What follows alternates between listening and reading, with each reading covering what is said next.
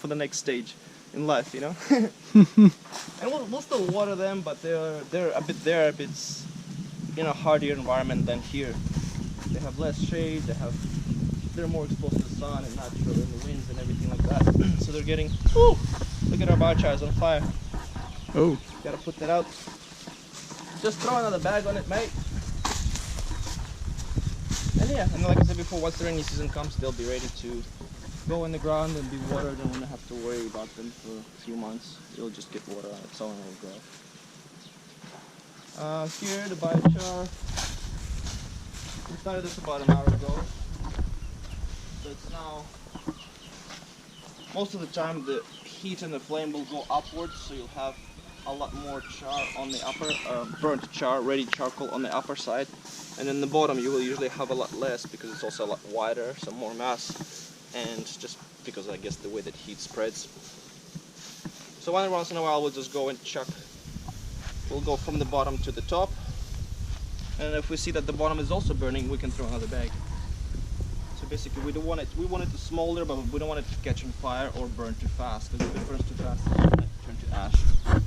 And we want nice forest black dark charcoal. We don't want ash. A little bit of ash is okay, a bit of extra potassium for the soil, but too much ash impacts the soil, and yeah, it's a little bit good but not too much. Yeah, so as you can see, even the bottom starts to burn along here, so we could probably chuck another bag, and then we'll keep doing the same thing, moving it from down to up, from down to up. So in this case we have just biochar. In the pile over there we have charcoal and biochar. So on the middle we have more hardier woody stuff, which is the charcoal, which will make charcoal, and on top is more finer particles, that is the rice husk. So in this case we'll just have biochar, in that case we'll have charcoal and biochar. So kill two birds with one shot. There's millions of different theories and things about charcoal and about what's it good for, and it's good to eat, it's good for this, good for that. In this case we're making it either for cooking, so we have charcoal for cooking, which is more dense, which is more solid mass, which will burn and create heat for longer. And then we have biochar, which is more porous and more lighter and more cleany, more airy, which will go in the garden. So the reason I put my biochar in the garden is basically because I want to lock the nutrients in the soil. Biochar is just porous, got a lot of little holes and cracks. That's why they say that it's good to take activated charcoal pills, but it actually gets rid of a lot of your toxins in your system because it absorbs them. So in the soil it's a similar thing. If you have a nutrient-rich soil, you want to keep all that goodness in the soil. So I introduced the biochar into the soil to lock in those nutrients, to not let them drain into the subsoil or evaporate into the atmosphere. It will stay locked there for years and years, as long as you keep putting good stuff into the soil every so often. The biochar will keep it there. And usually halfway, when I throughout my period of making my compost, once it's sort of halfway ready, I'll probably add 1/10 part, 1/8 part of biochar into the compost to lock in all that goodness in the compost, and then I can put it onto the garden. The cool thing about biochar is too is when the soil is poorly drained, it's a poorly drained soil, the biochar helps the water to drain. But if the soil is actually drains too fast, the biochar acts as a sponge and actually keeps the water in the soil. So it works both ways, which is amazing. So we'll just keep this going for a bit.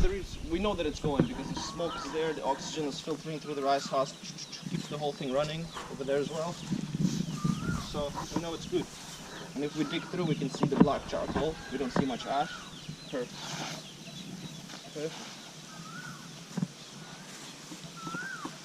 This is like a small scale, that's a bit of a bigger scale.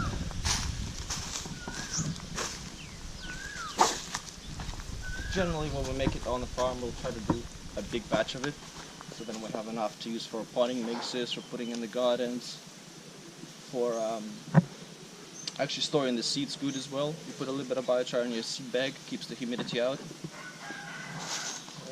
A million other things. If I was more prepared for this, I would have probably told you more about biochar, but right now only these things come to mind to me. So.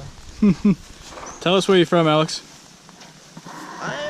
I've been living in Canada off and on for about 12 years, but I was actually born in Ukraine, and I grew up in Ukraine. And in fact, that when I was a kid, my grandma had a house out of town, and she had just a small land.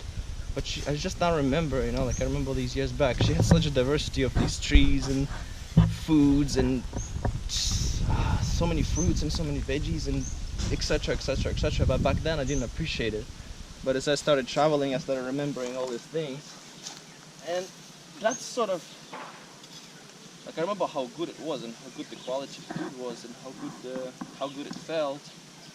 And to see to grow your own food. So on my travels I kind of started remembering that and thought, okay, I don't want to come back to live a life in the city, so I better take a step back and see how people do it all around the world, you know, how people sustain themselves and what they do to survive, and not just that, also their beliefs, their values, the way they treat each other, the way they live their life, and the way they sustain themselves outside the city. So it became very interesting. So yeah, on my free time, I mean, I travel a lot, but I also work.